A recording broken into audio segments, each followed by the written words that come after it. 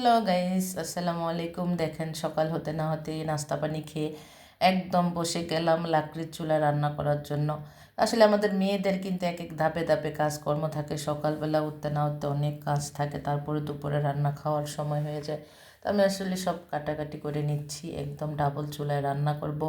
যেহেতু লাকড়ির চুলায় রান্না করব আমি, তো সব কাটাকাটি করে না নিলে কিন্তু কাজে একটু ডিস্টার্ব হয়, কাজ করে আগাতে পারি না। তো আমাদের মেয়েদের কিন্তু কষ্টের শেষ নেই, রান্না করে আমাদের বন্ধু, রান্না করে আমাদের সঙ্গী। কি করার বলেন, মেয়ে হয়ে জন্ম নিয়েছি রান্নাঘরের জন্যই। এটা হচ্ছে আমাদের প্রিয় বন্ধুত্ব ঘর। প্রিয় বন্ধুত্ব ঘরে তো বন্ধুর কাজ করতেই হবে। আমাদের মেয়েদের জীবনটা এরকমই। কিন্তু শাশুড়ি মায়েরা বলে আমাদের কি কাজ শুধু রান্না করা আর খাওয়া, কোনো কাজ না। হায় রে মায়েরা, আপনারাও একদিন আমাদের মতো এরকম কাজ করছেন, এখন বলেন যে কি কাজ, যে করে সেই বোঝে। তো দেখেন আমি কিন্তু সব কাটাকাটি করে নিচ্ছি, এখন রান্না করতে বসবো। অলরেডি চলে এসেছি রান্নাঘরে।